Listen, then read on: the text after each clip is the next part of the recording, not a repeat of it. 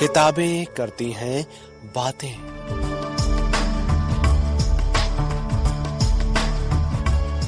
आवाज की तरंगों पर मेहनतकश जनता का साहित्य।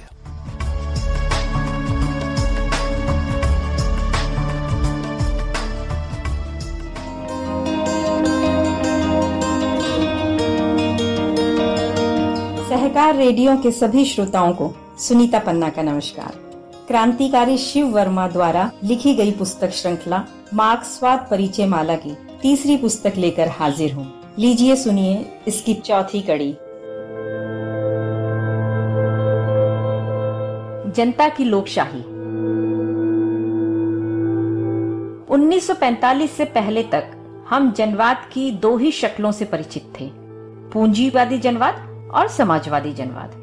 पिछली लड़ाई के बाद पूर्वी यूरोप के कई देशों में बल्गेरिया, चेकोस्लोवेकिया, पोलैंड, अल्बेनिया, रोमानिया और हंगरी फासिस्टों की हार के बाद वहां की जनता ने फासिस्टों और उनको मदद देने वाले पूंजीपतियों तथा जमींदारों से लड़कर एक नए प्रकार का जनवाद कायम किया, जिसे जनता की लोकशाही कहते हैं। सोवियत संघ की लाल सेना की सहायता से हिटलरी दरिंदों से अपनी आजादी हासिल करने के साथ साथ वहां की जनता ने पुराने किस्म की जनवादी व्यवस्था अर्थात पूंजीवादी जनवाद को प्रणाम कर लिया। पुराने जनवाद की जगह जो नया जनवाद या जनता की लोकशाही उन्होंने कायम की, उसमें किसानों और मजदूरों को राजसत्ता के कामों में अधिक से अधिक खींचा जाता है, अर्थात सरकारी ओहदों पर किसानों और मजदूर के बेटों को अधिक से अधिक जगह दी जाती है। पूंजीवादी समाज में जनवाद चंद पूंजीपतियों की बपौती था। जनता की लोकशाही में वो सही मायने में जनता की चीज बन गया। इन देशों में राजसत्ता का संगठन भी नए सिरे से किया गया है। इन देशों की राजसत्ता का वर्गीय उद्देश्य है मजदूर वर्ग के नेतृत्व में सर्वहारा एकाधिपत्य को सफल बनाना। नए जनवादी देशों की कम्युनिस्ट पार्टियों ने दूसरे महायुद्ध के बाद की अंतर्राष्ट्रीय परिस्थितियों और उनकी कमजोरियों को समझा। उन्होंने अपने अपने देशों की विशेष अंदरूनी हालतों को भी परखा और फिर इस समझ और परख के आधार पर उन देशों में सर्वहारा एकाधिपत्य का नया रास्ता तय किया। इस नए रास्ते का ही नाम है जनता की लोकशाही। जनता का जनवाद और नया जनवाद जनता की लोकशाही के ही दूसरे नाम हैं। अपने समय की ऐतिहासिक परिस्थितियों में कामरेड स्टालिन की शिक्षाओं के आधार हैं। इस प्रकार जनता की लोकशाही की राजसत्ता सर्वहारा वर्ग एकाधिपत्यों का दूसरा स्वरूप है। पूर्वी यूरोप में समाजवादी क्रांति के फलस्वरूप नई जनवादी राजसत्ताओं का जन्म हुआ और जन्म से ही उन्होंने सर्वहारा एकाधिपत्य के हथियार की तरह काम किया। श्रेणी रहित समाजवादी समाज की स्थापना इन राजसत्ताओं का उद्देश्य है। इन राजसत्ताओं का मुख्य काम है देश में शोषक वर्ग का दमन और आक्रमणों से देश की रक्षा करना। इस माने में यह राजसत्ताएं सोवियत राजसत्ता के पहले दौर में हैं। अक्टूबर क्रांति और उससे पैदा होने वाली राजसत्ता और पूर्वी यूरोप के देशों की समाजवादी क्रांति से पैदा होने वाली नई जनवादी राजसत्ताएं दोनों का वर्ग स्वरूप और उनके ऐतिहासिक काम एक होते हुए भी उनके बाहरी स्वरूप में अंतर है। नई जनवादी राजसत्ताएं सर्वहारा वर्ग का एकाधिपत्य होते हुए भी सोवियत राजसत्ताएं नहीं हैं। इसका कारण है दोनों के जन्म के समय की अलग अलग परिस्थितियां। सोवियत राजसत्ता ने जन्म के दूसरे ही दिन से सर्वहारा वर्ग के एकाधिपत्य की शक्ल ले ली थी, लेकिन नई जनवादी राजसत्ताओं ने वह काम धीरे धीरे संभाला। वहां पूंजीपतियों, जमींदारों और उनके राजनीतिक संगठनों को एक ही चोट में सीधे तौर पर समाप्त नहीं किया गया। दूसरी लड़ाई के बाद की राष्ट्रीय और अंतर्राष्ट्रीय परिस्थितियों में इन देशों की कम्युनिस्ट पार्टियों को अपने ढूल मूल साथियों को ही नहीं बल्कि कहीं कहीं ठेठ पूंजीवादी पार्टियों को भी ताकत में हिस्सा देना पड़ा था। रोमानिया और बल्गेरिया में शुरू में राजा तक गद्दी से नहीं उतारा गया था। लड़ाई के दिनों में इन देशों में फासिस्टी गुलामी के खिलाफ राष्ट्रीय आजादी का जो संघर्ष चला, उसमें मजदूर वर्ग तथा उसके हिरावल दस्ते माने कम्युनिस्ट पार्टी के नेतृत्व में तमाम किसान जनता मध्यम वर्ग तथा पूंजीपति वर्ग के एक हिस्से ने भी भाग लिया था। वह जनता के शत्रुओं के खिलाफ सभी सामंतवाद विरोधी, साम्राज्यवाद विरोधी, फासिस्ट विरोधी ताकतों का मिलाजुला अभियान था। इसलिए फासिस्टों पर जीत हासिल करने के बाद उन देशों में जो सरकारें बनी वे जन विरोधी, राष्ट्र विरोधी ताकतों के खिलाफ सर्वहारा के नेतृत्व में जनता का लोकतंत्र थी, जनता के लिए। दूसरे शब्दों में उन देशों में उस समय की विशेष परिस्थितियों के कारण विरोधी वर्गों की राजनीतिक ताकत को हर क्षेत्र में पूरी तरह शुरू में ही तोड़ा नहीं गया।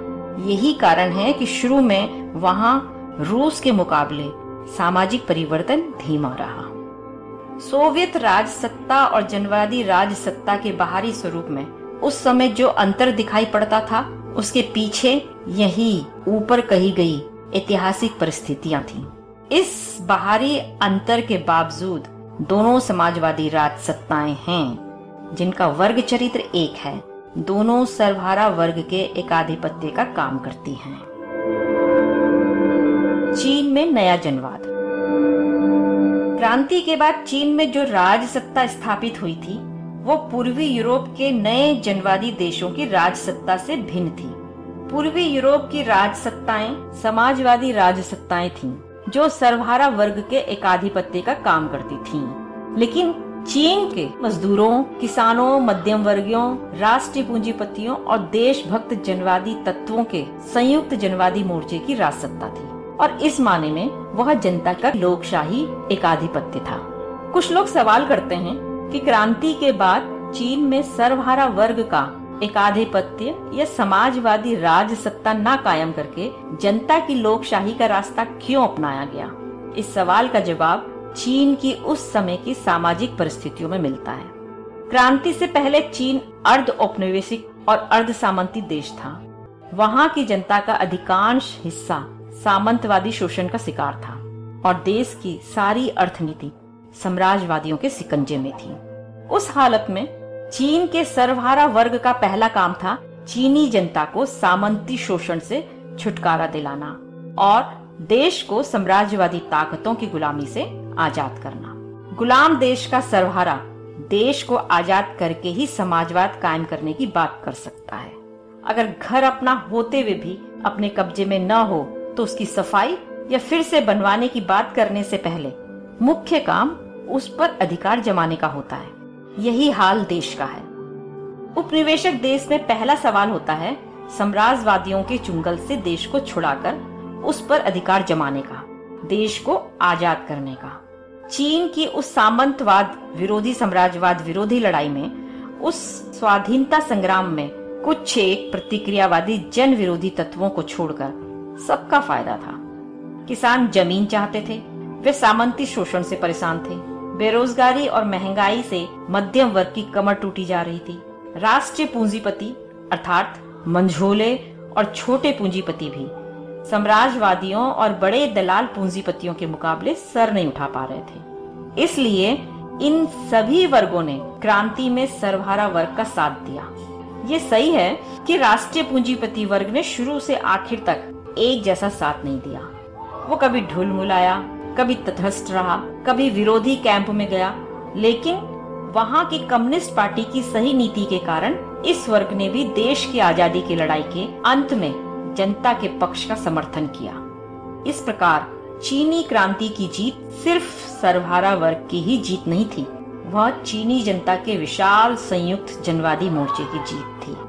मजदूर वर्ग के नेतृत्व में संयुक्त जनवादी मोर्चे की जीत के बाद चीन में इस जनवादी मोर्चे की राजसत्ता ही स्थापित हो सकती थी, सिर्फ सर्वहारा वर्ग की नहीं। इस प्रकार चीन की राजसत्ता चीनी जनता के संयुक्त जनवादी मोर्चे की राजसत्ता थी। वह जनता का जनवादी एकाधिपत्य था।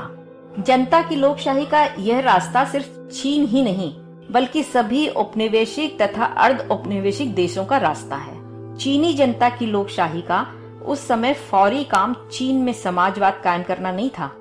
उस समय उसका काम था खेती हर सुधार, मजदूरों किसानों की दोस्ती को मजबूत करना, देश की जनता को सक्रिय राजनीति में खींचना, देश का आर्थिक पुनर्निर्माण और औद्योगिकीकरण की संपत्ति की बुनियाद को मजबूत करना। मेहनत करने वालों के रहन सहन के स्तर को ऊंचा उठाना और सांस्कृतिक क्रांति को पूरा करना। इसके अलावा चीन की राजसत्ता का बहुत बड़ा काम था साम्राज्यवादियों के आक्रमण से देश की रक्षा करना। इन कामों को पूरा किए बगैर वहां समाजवाद कायम करने का सवाल नहीं उठता था। इन कामों को पूरा करके ही चीन की राजसत्ता समाजवाद की ओर बढ़ने का रास्ता साफ कर सकती थी।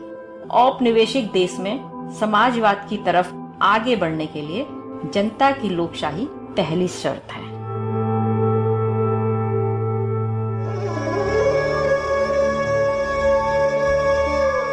किताबें करती हैं बातें।